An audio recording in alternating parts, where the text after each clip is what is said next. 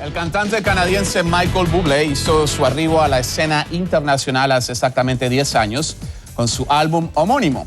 En esta década, Bublé se ha consolidado como una de las voces más reconocidas del jazz y el adulto contemporáneo. Su último álbum, lanzado en Estados Unidos en 2011, fue superado en ventas ese año solo por Adele. Y ahora que su nueva producción lleva pocos días en el mercado, los analistas le auguran un nuevo número 1 en su carrera al final de esta primera semana en el mercado. A continuación, una parte de esa charla que sostuvimos con Bublé a propósito de su nuevo trabajo, To Be Loved. You never went to school, right? Musical school. No. Because you don't know how to write, read or write music. No. Why you never did it? Because you start young to perform and to sing and to... Well, I was 16 when I started working in the nightclubs, almost 17, and at that point, it never crossed my mind. At that point, I was just trying to get gigs. I was just trying to learn, and I felt like learning on the job was truly my only option. I felt like I had probably started too late to learn music theory.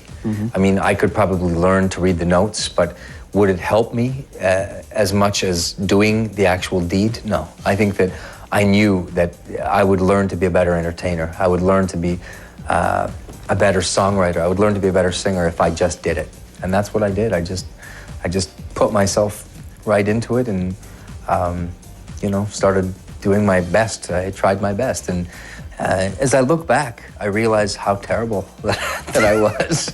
I can look back and know that gosh, I saw some of my first TV appearances and stuff, and it's, it's stinky. But you are a very... just raw. You're a hard critic of yourself, because you said that when you're writing, for instance, when you're recording, and when you go home, listen to the track, and then you redo everything.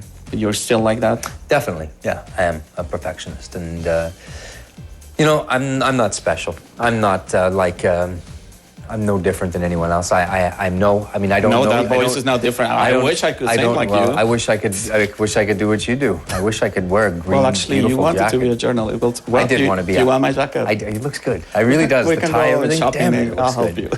you. I showed up like a slob, and you look like God. Well, I told you, my interview with Michael Bublé, I thought he was going to be so spotless and well put and everything. No, but we were talking about what?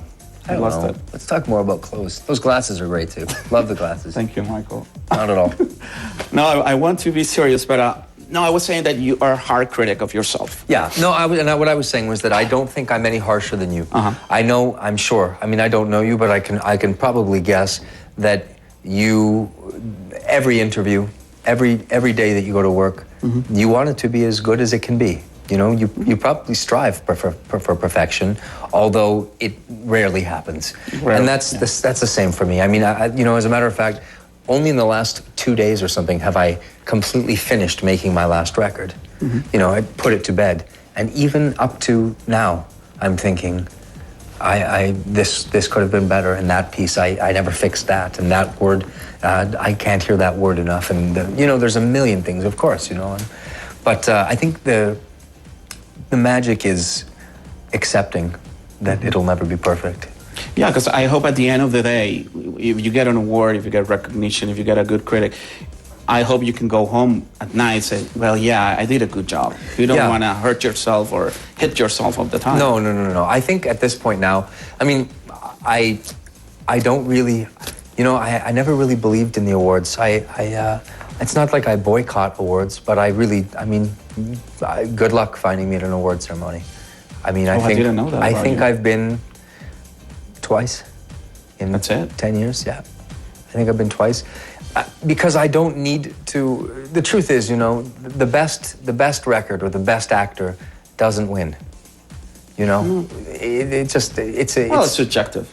Exactly, it's so subjective. And so I feel like I know what I've done. I know if I've moved people. I know when I listen myself if I've made a great record. And with absolutely no humility, I can tell you that I made a great record.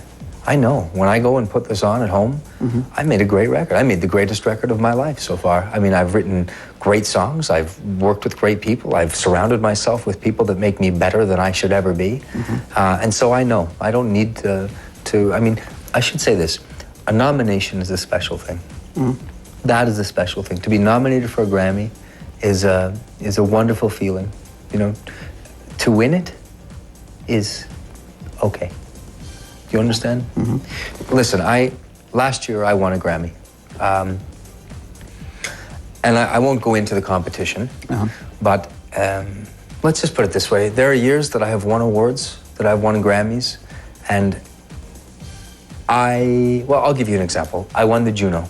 This is a Canadian Grammy. I won the Juno a couple years ago for my Christmas album. It won Album of the Year. Now, I made a great album. It was a great album, but it was a Christmas album.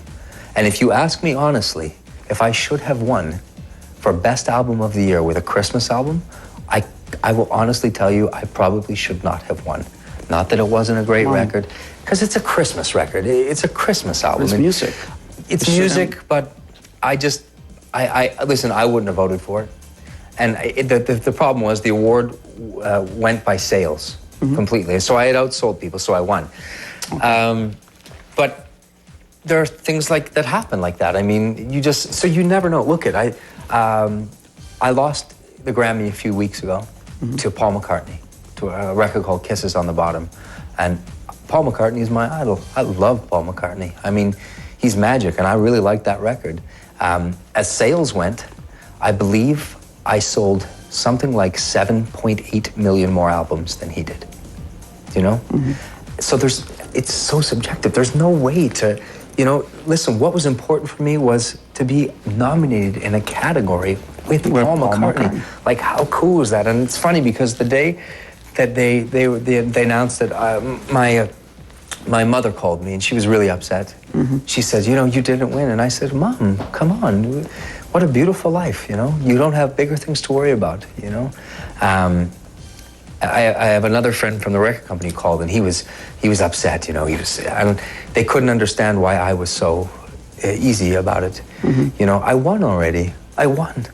I won. I sold a bunch of records, and I got nominated for a Grammy. They'll never take that away from me, And I just think those things aren't very important if you really think about it. I mean, what do you do with your Grammy? I've won 3 of them, and I don't have any. I gave one to my manager, I gave one to my grandpa, and I gave one to my parents. So, you know what I mean. It's awesome, I won.